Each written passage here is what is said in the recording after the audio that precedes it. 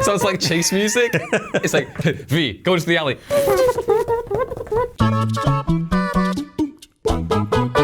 Hello everyone, what is up? It is me, Ewan from WhatCulture Gaming, today joined by Scott Tailford. Hello! To talk about some news. We've got a few stories that have broken over the weekend and a talking point that has kind of been slowly bubbling beneath the surface for quite a few good months now, actually maybe even a year, depending. Because I actually want to talk about Battlefield 5 and how, last week or on the podcast last week, we mentioned how Battlefront 2 has kind of had a little renaissance in the past few months. DICE have gone out of their way to resurrect that title and basically make it, almost like a completely different game. They've gone so far to basically get past the controversy that happened at launch, which was 2 years ago now, which is absolutely ridiculous. They've come a long way though. Yeah. And obviously DICE also released Battlefield 5 last year, and there was some controversy at launch, fake controversy, I think, to be fair. And then we had the actual game come out, and it actually played very well. I've actually held off from getting it for a while now, even though I love Battlefield. I really liked the Bad Company games, like one of my favorite shooters ever. And I really enjoyed Battlefield 1 as well. And it felt as though Battlefield 5 was just be Battlefield 1, which is great in World War II. And I picked it up over the weekend because I was in the mood to shoot some Nazis.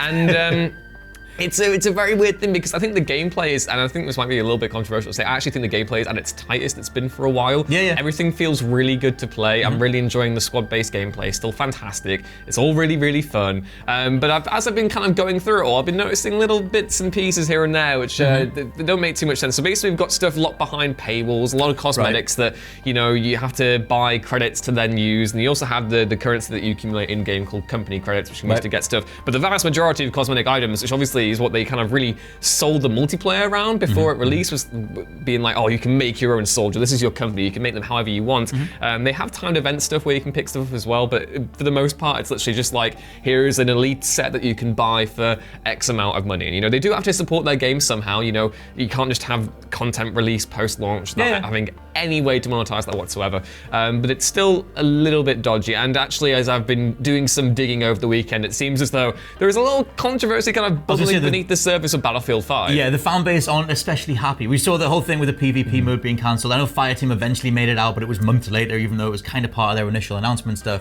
But yeah, it seems like a whole bunch of people have kind of forgot that Battlefield even exists. And I class myself as one of those people as well, because even out of the two of them, in terms of the big DICE shooters, I've even been playing more Battlefront than I've been playing Battlefield. Yes. But that's just the general state of Battlefield 5, is that it's in a bit of a mess. Yeah, so basically last week, the DICE announced that the new 5v5 multiplayer mode was basically getting the axe. And there was another story that broke last week, basically, where the developers themselves admitted that they had no clue what was going on with the roadmap. So we had this massive roadmap coming out where, basically the same as Battlefront, you got this content releasing in this month, this is coming this month, this is coming this month. And people on the subreddit weren't too pleased to find out that after a few months had gone by, this roadmap had promised them new vehicles, new items, new cosmetics, and the Battlefield community manager, Jeff Braddock, actually responded to complaints that previously promised updates slated to release in June hadn't actually come. This included new vehicles and new select items. He said, that is not a current roadmap. I mean, let's be honest, even our current roadmap, that's inverted commas, is not accurate at this point. The latest, and yes, it's already missed some items, is here, which has basically got all the stuff that's coming out this month. We've got a new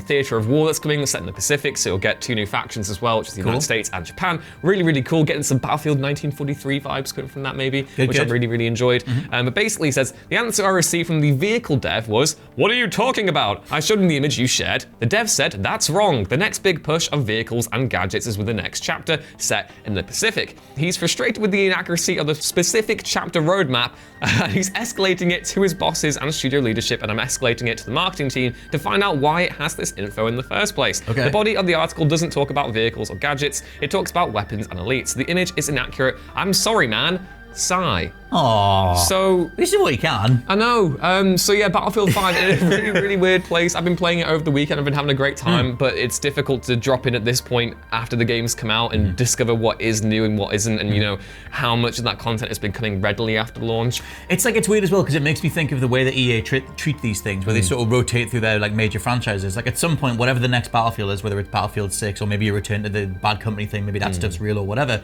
All those things will have to be coming back through the pipeline. They can only we support this game for so long. But I like the idea that they're sort of getting out there and communicating things, even though what they're communicating doesn't exactly come across very clearly. But just looking at the sort of the general like fan Reddits and stuff, it does seem like people are like, okay, what the hell are you doing with this thing? Because if they've invested their trust after, like you said, that initial sort of controversy around launch, wherever you came down on that, like even if you did keep playing the game, you know, you've put your money in, like they owe it to the fans or whatever to sort of communicate what the hell's happening. And that's an interesting thing as well, because like I remember when before they released it, like, we're going to update this game by adding in new theaters of war regularly on a regular basis. Battlefield 1, of course, had all the stuff on the Eastern Front, which is really interesting. And there is clearly a great game here. Like, there is clearly... Battlefield itself is such a well put together franchise, and it's very rare that I find an entry that I didn't enjoy. I think the formula is always good. I'd like to know what they're doing. And Battlefield 1 had the great operations stuff. I've not actually encountered anything similar in this game yet, which is really weird because operations was the best part of Battlefield 1. Totally. But yeah, it's very weird that we're at this state now where Star Wars Battlefront 2, the most reviled game of 2017, is now kind of overtaking Battlefield 5 in the player favorability charts this year. It's very, very weird. It might just be because it's like the year of Star Wars, but in terms of Battlefield 5, I remember when Josh reviewed it, I think he ended up giving it either 4 stars or 3.5. Like, he still said there was a lot to champion about it. It just seems like a few of the rougher edges need to be smoothed over. They do have a great product here. It's just that they don't necessarily, I don't know, seem to be able to put it together in the best way. But there's recommendable things in there. But yeah, the general state of Battlefield 5 seems to be a little bit all over the place, at least at the minute. Speaking of things that are all over the place, do you like Resident Evil, good sir? Yes. Me too. Now, there was a dude called Evil VR who always used to tweet stuff on Twitter, and always he was one of the people who was behind tweet it on his PS4. He just, he does what he can. He gets out there, and he was one of the people that leaked the existence of the Resident Evil 2 remake and Resident Evil 7 ahead of time. Very much got in the crosshairs of Capcom, because it was like, who the hell is this guy? ICK. I know, he's sort of getting in there before they had a chance to put things out officially. Now, this account sort of became known as the place to go to for Resident Evil things. Eventually, had to tweet that he was contacted by Capcom or contacted by someone at the top to say, hey, can you please stop ruining these big things? Because, I imagine he was just calling it a back alley, and the guy goes, shh. It's just the face of Capcom trying to hit him with one of those giant controllers. Yes. But yeah, so all of this I'm about to say take with a massive grain of salt. But this dude, I just love the way that this giant grain, one massive chunk of salt. Because I love the fact that he's still tweeting specific details, but obviously he had to preface it by saying like, look, my assumption on the next Resident Evil game is that it might be like this. But just the fact of the source kind of makes me think that he's still doing what he can to sort of get some bits and pieces out there. But yeah, if you've been keeping up with the news from last week, Capcom tweeted out this thing called Project Resistance, said that we'll find out more at the Tokyo Game Show. But people have already data mined the link that was included for the teaser trailer, found a whole bunch of screenshots that show group characters, kind of shows that it's going to be another Resident Evil Outbreak, which I totally called last week, totally a thing. But this dude then, Evil VR, then sort of followed up on that and said that his take, but we'll find out more soon. But then he had to reinforce that by saying, these are my guesses, not confirmed to be true. Fire. But he said that he thinks the game takes place before Resident Evil 2 and 3, said that because the screenshots include young characters, he's guessing that they were all in college when the outbreak happened. Nemesis could appear, and maybe it's teasing the Resident Evil 3 remake, more enemy types, more than what Outbreak File 1 and 2 had. And then I love that he caps all that off by being ludicrously specific and says also no 4v1, because that's what we tend to put on wish lists. We tend to just assume there'll be no 4v1. Josh always makes sure to go out of his way for every little 10 things gamers demand for the next release of no 4v1. Yeah, no specific sort of numerics. That's interesting. So what do you read from that? Like, does that mean that kind of we're getting more co-op-oriented Resident Evil, Well, so that was the thing back in like 2003, Resident Evil Outbreak. That was one of the first online games on the PS2. You had to get a modem to play it and everything. But I think that considering the engine that Resident Evil 2 had, it's just such a great third-person shooter. I think it makes sense to bring those things together, let you go on like missions together. And plus, there's a massive gap for a Left 4 Dead fandom to be like, here's a massive AAA produced or well-produced zombie game. Here. I know, he's been here for years. Like, satiate the man. So yeah, I think that's kind of what they're going for. I think if Valve are going to do a decent Left 4 Dead 3 and Turtle Rock are doing Bound for Blood with not anywhere near as much production value, but about 4 blood with the number 4, then I think there's something to be said for a proper AAA produced zombie game. And that's what I think that this is. The stuff that he says about the age of the characters is kind of cool. I like the idea of them tapping back into, bringing about like Stranger Things kind of vibes, characters that are coming out of school dealing with the outbreak. That means more happens. DIY weaponry as well. Yes, I would assume so. I mean, I guess it depends, but I think in terms of the general attitude that they'll have, it's very rare that Resident Evil games show the day of the outbreak, the things that were happening in different settings, like in the middle of a school or whatever. Like there's more ground to cover there, which I quite like the idea of. Something else as well, very, very quickly, is that Cyberpunk 2077 had a bit of an update in terms of someone messaged the official account and said, can we inquire about the first-person cutscenes, or first-person perspective being used in cutscenes? And the official reply from that said that yes, first person will be used across the board in cutscenes and in gameplay and in everything. And then the person said, even in sex scenes, and they said yes.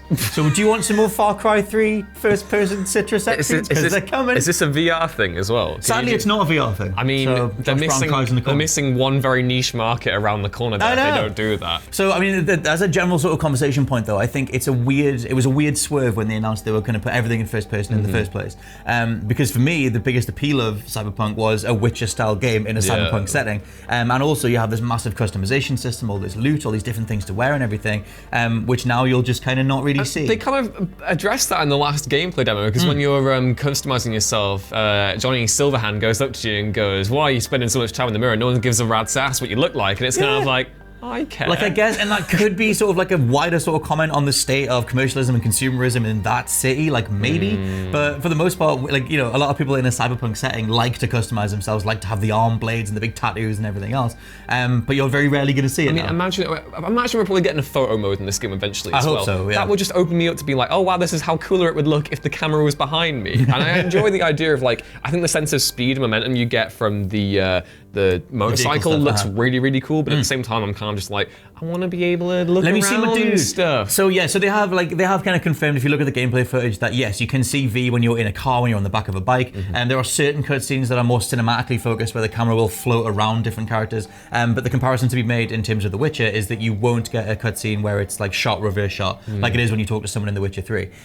Which, take that for what you will, but I think if you're gonna have a really deep customization system, let me see my dude. I want to see my dude. I want to see I want to see the jacket with the logo on it. Okay? That's all I want to see. Do you just prefer third-person sex scenes? Yes, I do. I prefer third-person everything. Give me Fahrenheit. Give me thrust with the right analog stick. Thrust to win. Don't throw that up on screen. I just want to thrust to win. Thrust to win. But yeah, I think that considering the switch that they've done, a lot of the fandom are just kind of like, okay, we can go with the first-person stuff in gameplay, but let us see our character in the cutscene. So it depends how they go forward, but I don't know. It makes me do this. Sorry, I'm just getting Vietnam flashbacks to Fahrenheit now.